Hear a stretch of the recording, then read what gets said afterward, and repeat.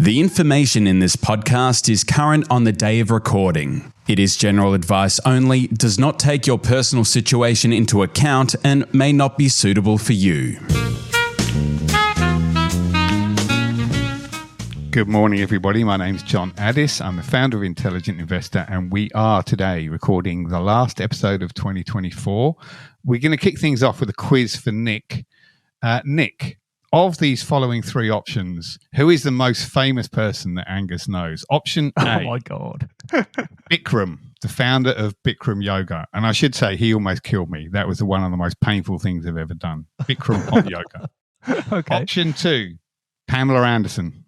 I guess you're familiar with her. Option 3, Dua Lipa. Oh, I'm going to go Dua Lipa. What do you reckon, Angus? That's correct. Yeah, I got my fortune read with Dua Lipa once. Well, I know we got our essences drawn. We went to a psychic and she drew our essences. This isn't good. This wasn't on your resume when you applied for the job, Angus. I might have reconsidered. For listeners who don't know, Angus is by far and away the most interesting person in the office. I suggest you never ask him what he's done with his life, because you will just feel as though you've achieved absolutely nothing. It's incredible what he knows and who he knows. Anyway, moving right along, there is a segue here. We're going to talk about, this is our K edition. We're going to talk about Korea. I have some qualifications in this, in that I went down the rabbit hole on Korean industrialization about 4 or 5 years ago and did a lot of market research in my largely Korean local cafe. Angus has a partner of Korean descent, and Nick is an analyst on one of our Korean stocks that has been on the buy list recently. So let's kick things off with what I think is one of the most astonishing stories in economic history, and that is the development of Korea in the past 60 or 70 years. So here's another question for you. In 1910, what was the average life expectancy of an Australian person? Oh, that's interesting. 1910. So that's sort of pre-antibiotics being really widespread. That's right. So probably like 55. Yeah, I would go 50. Not bad. 57. Gee. 57. What is a corresponding figure for Korea, South Korea? Oh gosh, 35. Nick?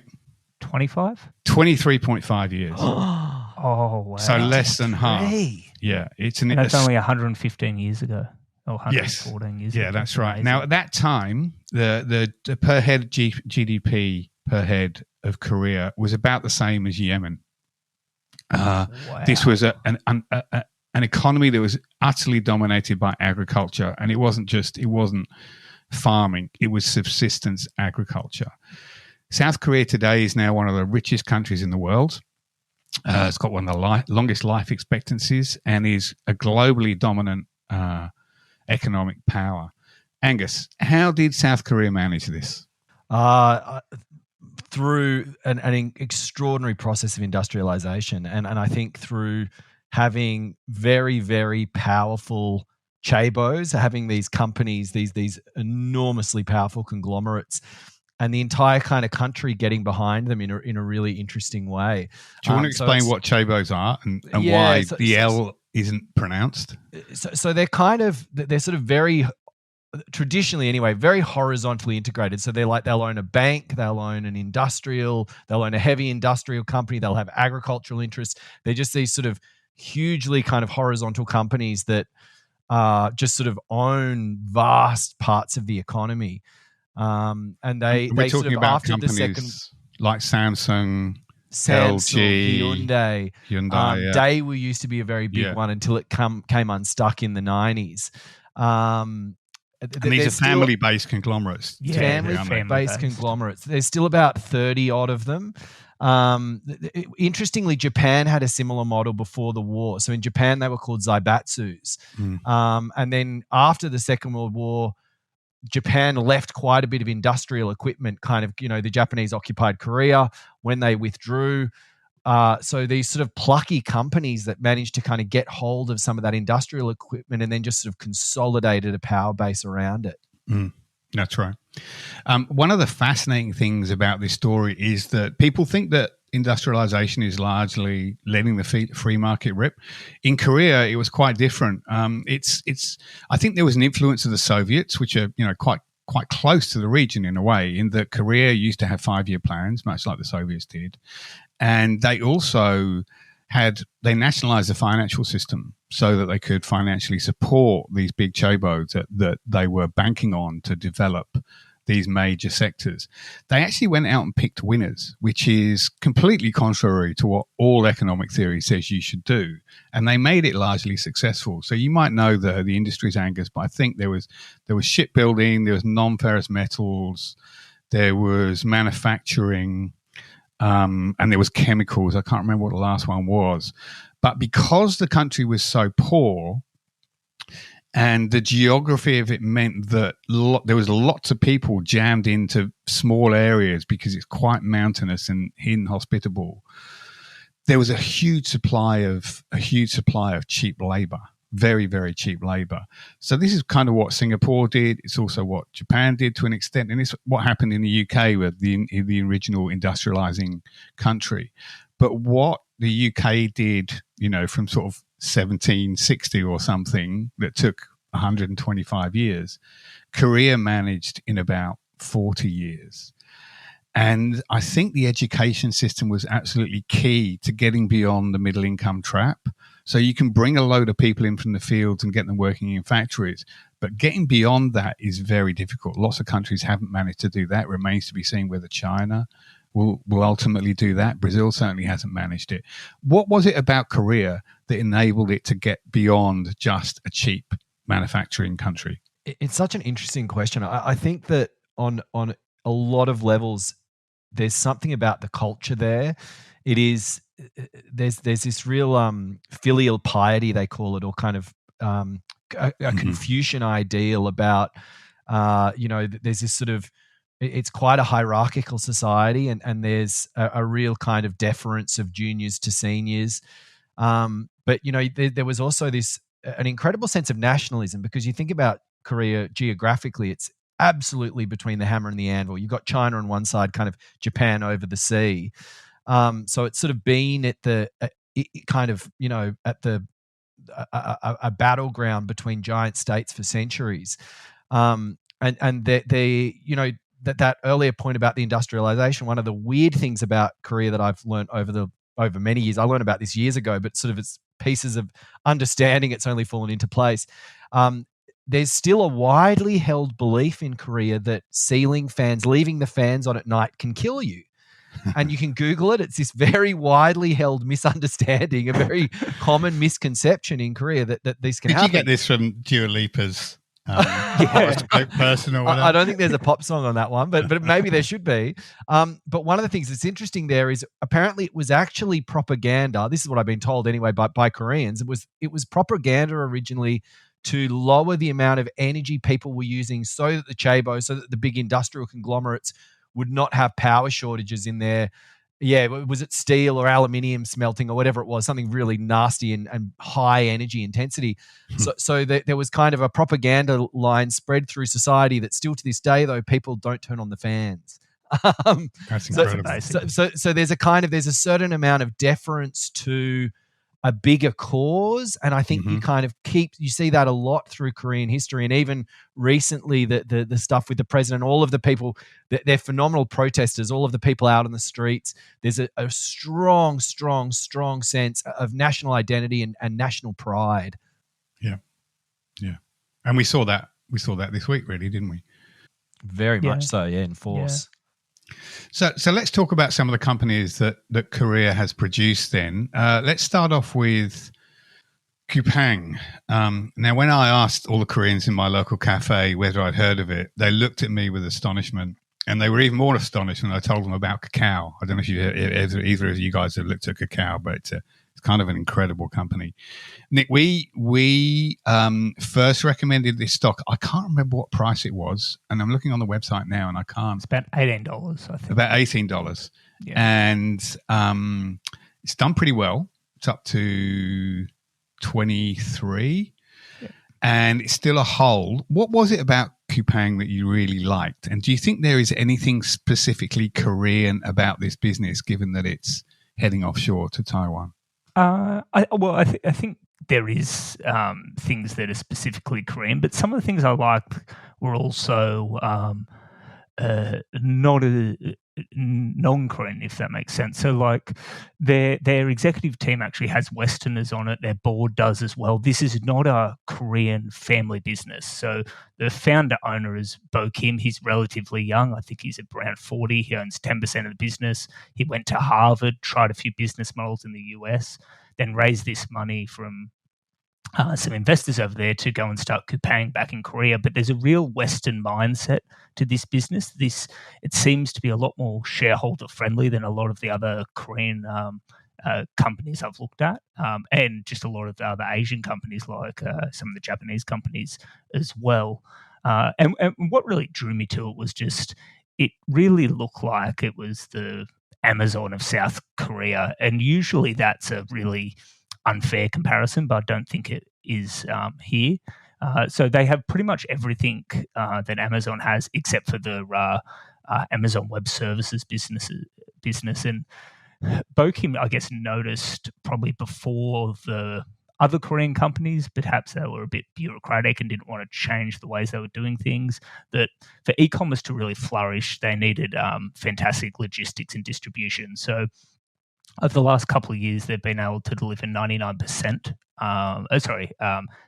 99% of orders have arrived within 24 hours, which is far quicker than what Amazon can achieve in the US. And so now 70% of Koreans live within 10 miles of a Coupang distribution center. And he sort of noticed this before the competition, and it's given them this like amazing flywheel where now they can offer groceries. They have this thing that's very popular over there called dawn delivery. So Koreans work very long days, and they actually the biggest shopping hours online are like between 8 p.m. and midnight. And so if you order before midnight, it'll be at your door before you leave for work at 7 a.m.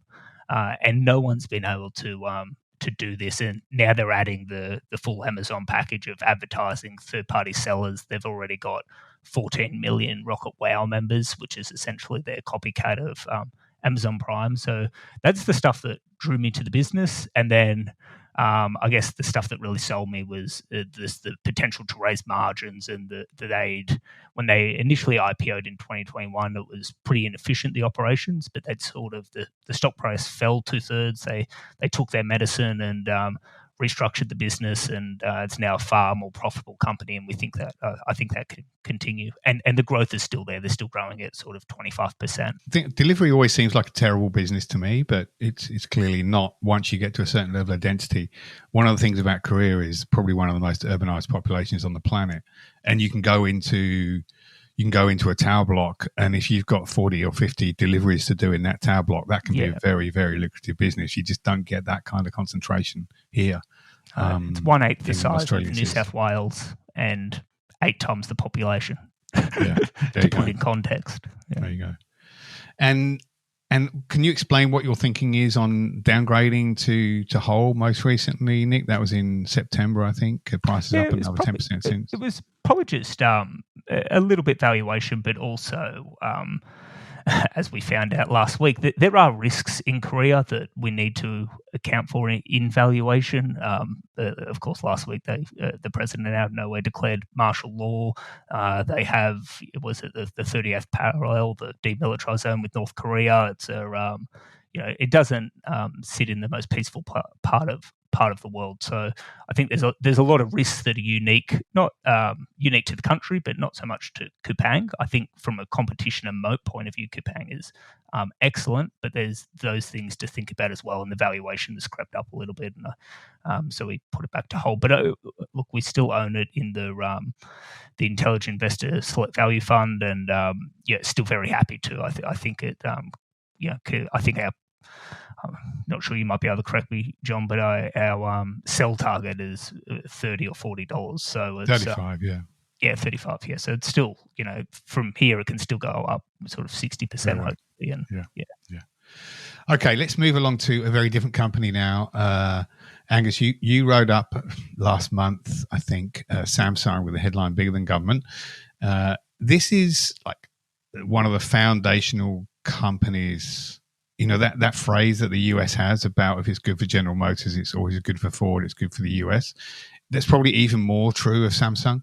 It's got an executive chair who did time for bribery, embezzlement, and perjury. Hasn't seemed to made a blind bit of difference to the business. He got resentenced and retried after a year in jail. He took down the president of South Korea for her part in the same scandal, and yet it just keeps on going and seems to be a world leader in so many different technologies. Why is it not a buy, Angus? PER below 10. Yeah, I mean, I own it, and I'm not scared to be owning it, but it is, to Nick's point. I mean, Seoul is still in artillery range of North Korea, and when your business is semiconductor fabs, these things are very fragile. They're not going to survive a big war, and I think there's unusual geopolitical advantage with this business because I think it is protected in a way that there's no correlation to it to an Australian company. I don't think that is so central to the economy. It's something like depends on how you look at it, but revenue of Samsung Electronics is about 11% of South Korea's GDP. So BHP by comparison is about 2% of Australia's. And that's just Samsung Electronics. The Chaebo itself is actually there's Samsung Life Insurance, there's Samsung Construction, there's Heavy Industries. There's this huge number of other conglomerates that are kind of all really controlled fundamentally by the same family. Samsung Electronics is definitely the jewel in that crown. But so you may be looking at sort of 20% of the GDP of that country is all connected to this one business. But I think I do think it's just a remarkable company, and at the moment, I think the valuation it looks very appealing, but there is that geopolitical risk. And it was interesting though. Nick and I had a chat the day after this all went down.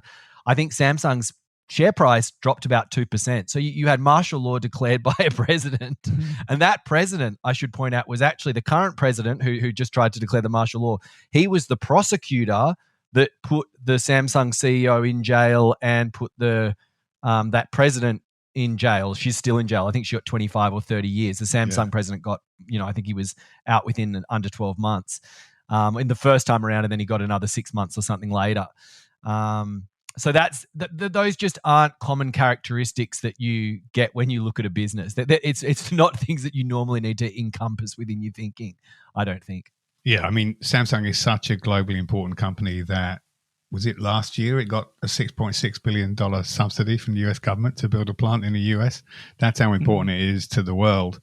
I must admit, whenever I've spoken to the people in the local cafe about North Korea and the threat, it's like they don't even know about it. I said, it's only about an hour on the train to get to the border from Seoul. And I said, what's it like going up there? No, I don't know. I've never been. We don't think about it, which seemed odd to me because we're all trained to think that this is one of the region's hotspots, but they don't seem to worry too much about it.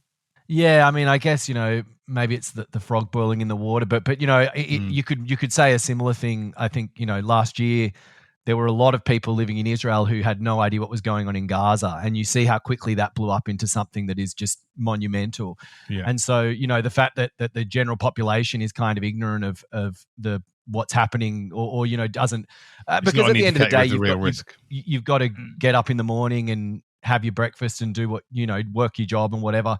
It's very hard to live your life kind of thinking about those sorts of problems, but I guess sometimes it can be helpful. I think one thing that's really important to point out about Samsung, because a lot of people know Samsung, they know it maybe from the cell phones, the smartphones, or from televisions, but that's actually only a portion of the business. That they're the number one memory producer in the world, so computer memory. They're the number 2 logic producer in the world. They're the number 1 screen manufacturer in the world, both of like large outdoor screens like at a stadium, but also telephone screens, TV screens. They're the number 2 producer in the world of digital camera sensors. They're just they're a business with so many different critical technologies that they are the number 1 or the number 2 in the world at.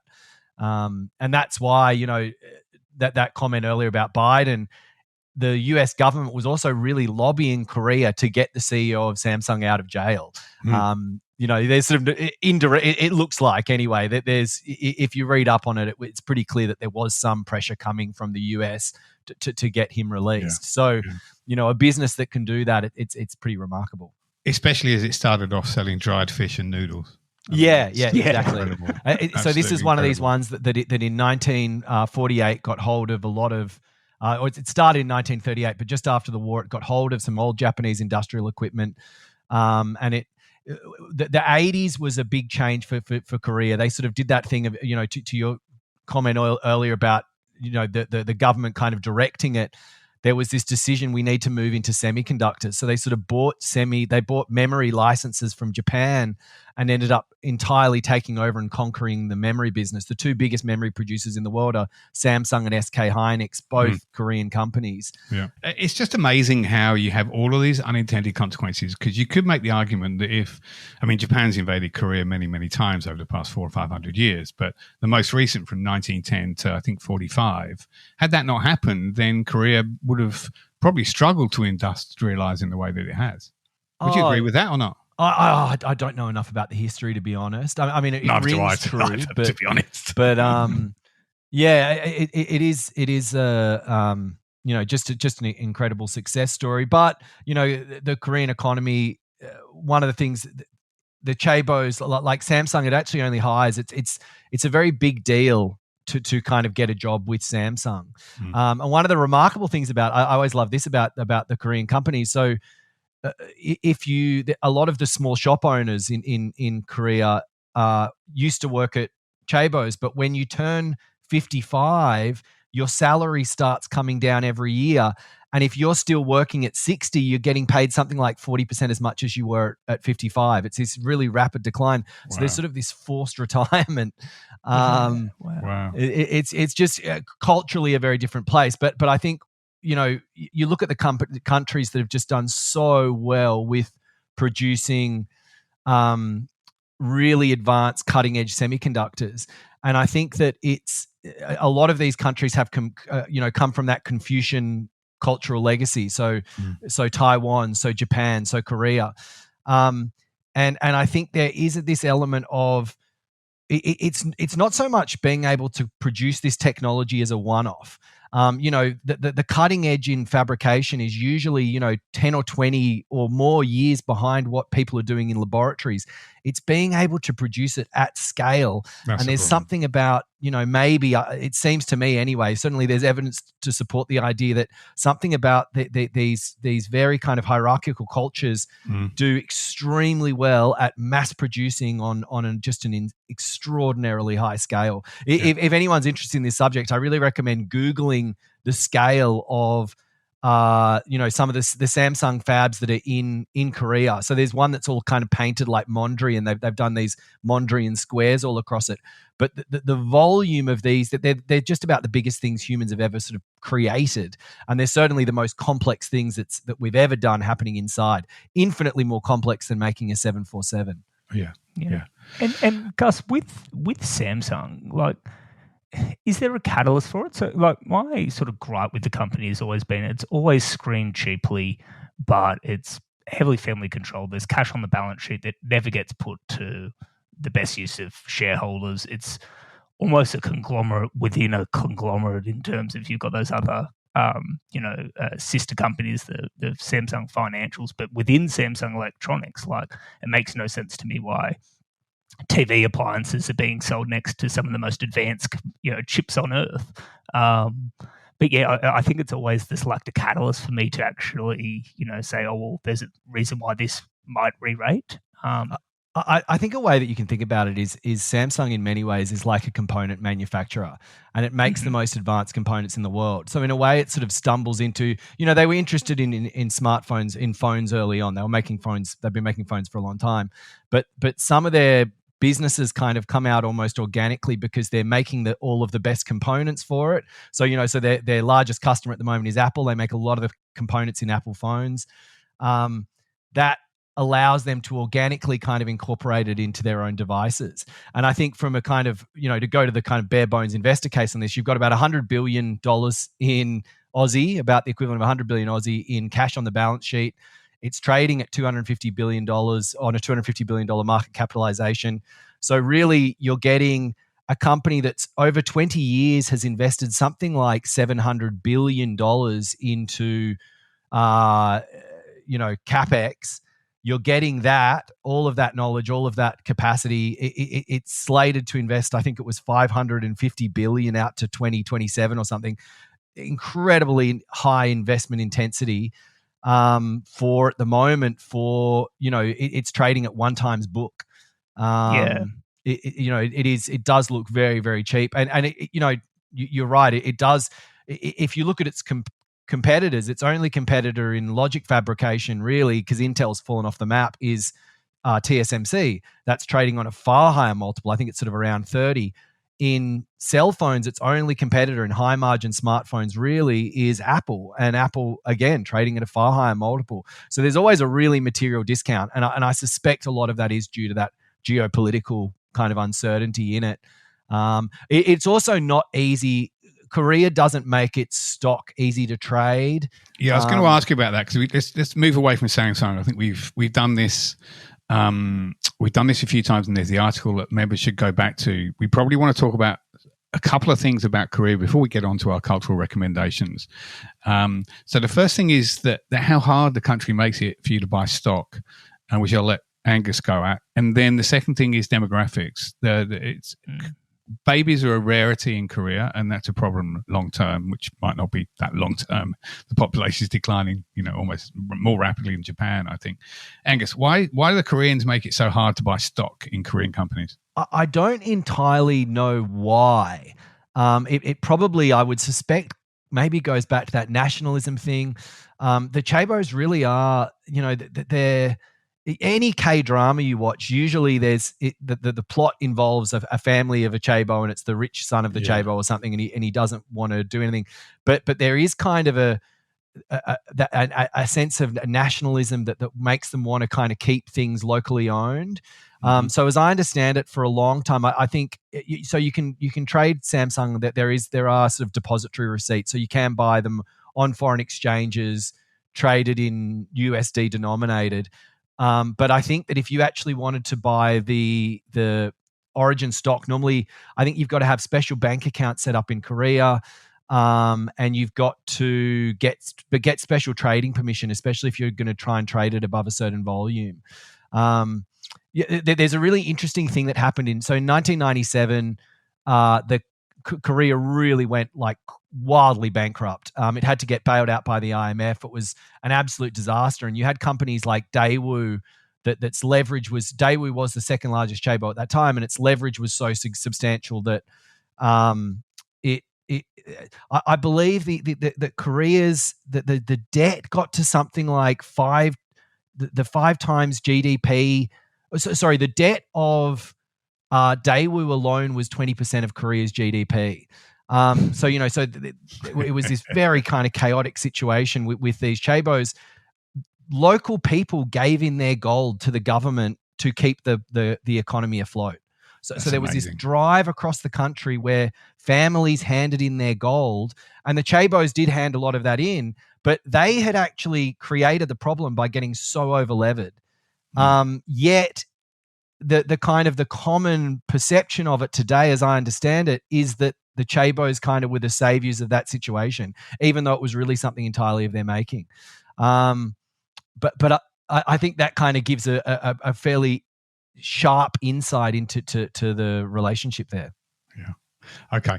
Let's go on to population decline. This is probably a developed world issue, but it's no more obvious than it is in Korea and perhaps Japan. Current population of Korea is about 51.7 million. Mm-hmm. By 2072, that's expected to fall to about 36 million. What what's going on in Korea, and is this something they need to fix in order to sort of continue on the trajectory they've been on for the past 40 years?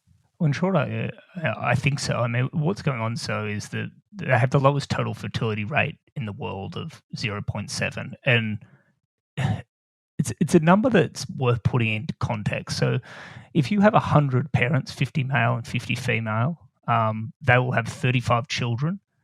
And then if you have 17 and 18 males and females, again, they will have 12 children. So within 2 generations, essentially a population can fall by 88%.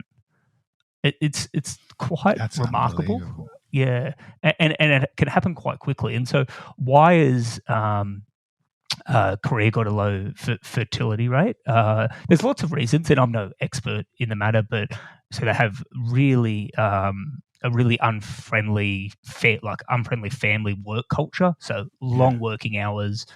Women are paid notably less than men, so they have to return to the workforce. They have high household debt, similar to Australia, where there's the pressures of that means you have to return. They also have things like military service for males between 18 and 35, which is 18 months. So there's a number of reasons why, and Korea could potentially this be the canary in the coal mine here, because this is happening throughout Western countries. Now, in Australia, it's happening as well. Like our total fertility rate is well below the replacement rate of 2.1. I think it's around 1.6, but it's not noticed here because we make it up with immigration. Right. Whereas for Japan and Korea, that's not the case. The monocultural societies have much more problem with it than we do. Yeah, exactly right.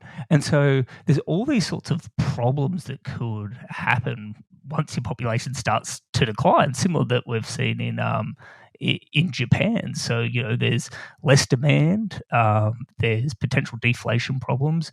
As your population ages, there's a lower working age population that has to support and finance that aging population. So there can be real problems at a society level.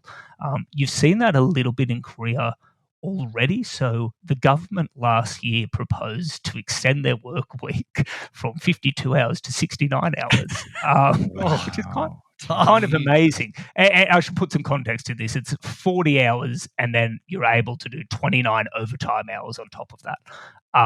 Overtime hours. Yeah, just in the 1 week. But so that's what's that? Say if you work 5 days, it's almost 14-hour days. But the youth went out and protested and really pushed back, and so the government had to abandon that policy.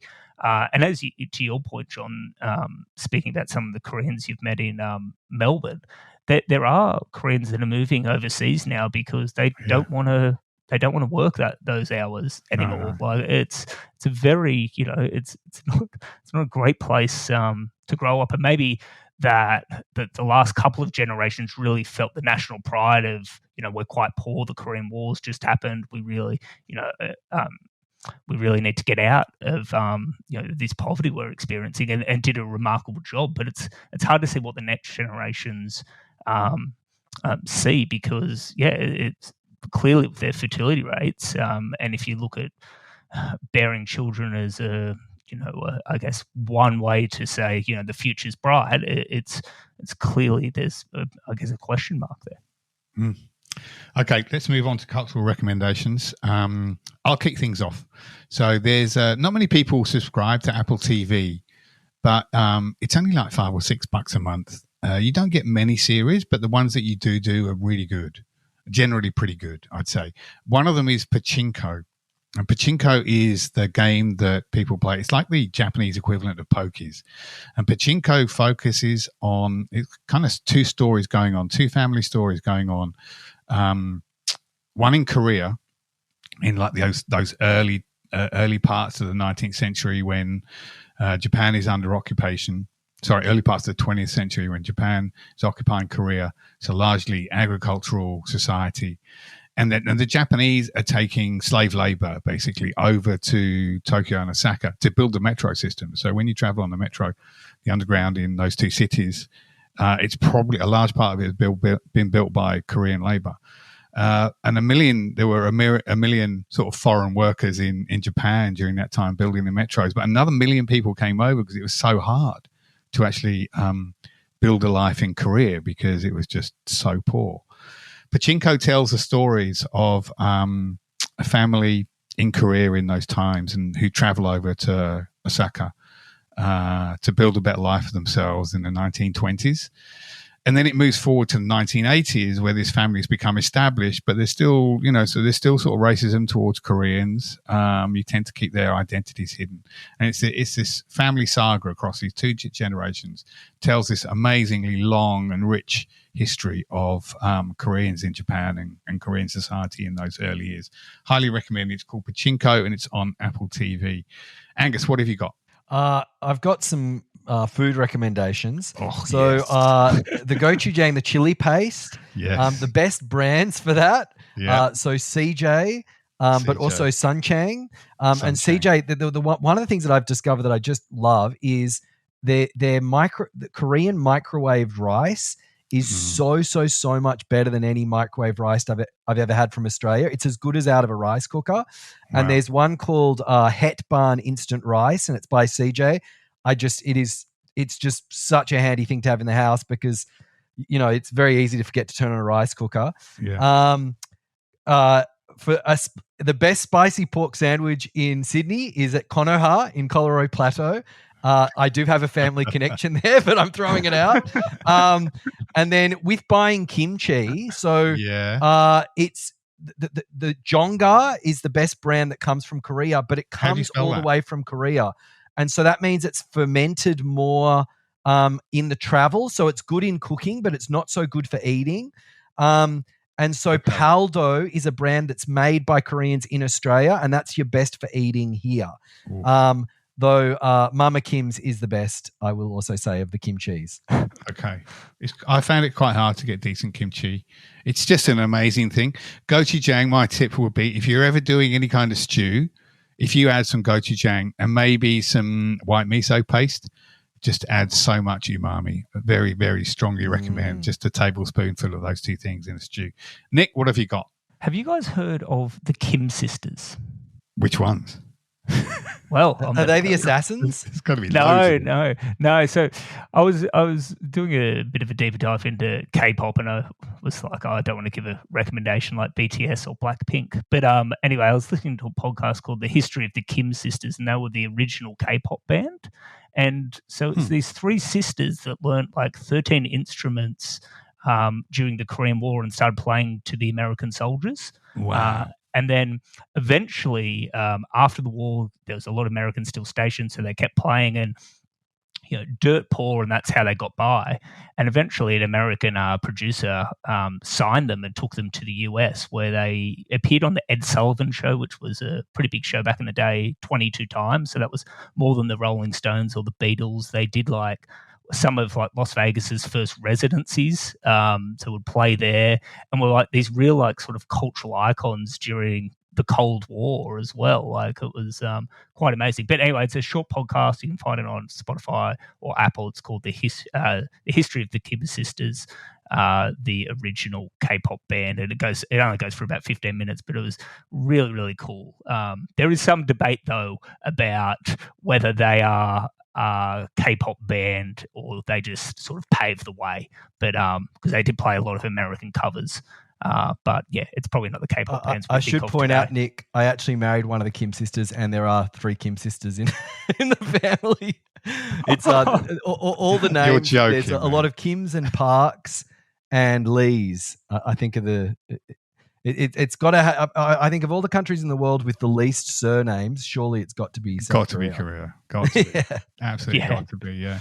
Anyway, we know who to bring along to our next karaoke night then. That was fantastic, Nick. Thanks very much for those recommendations. I hope our members enjoy them. This is the last podcast for the year. 2024 hasn't been a great year for us. It's been difficult. We're going to address this in a story next week, the last story of the year, I think, a week on Friday. But I think it's been an interesting year, and I hope this has been an interesting podcast. So look out for the best and worst of the year next week, and we will see you in 2025 in early February. Have a good Christmas, everybody, and thanks again for your support. Merry Christmas.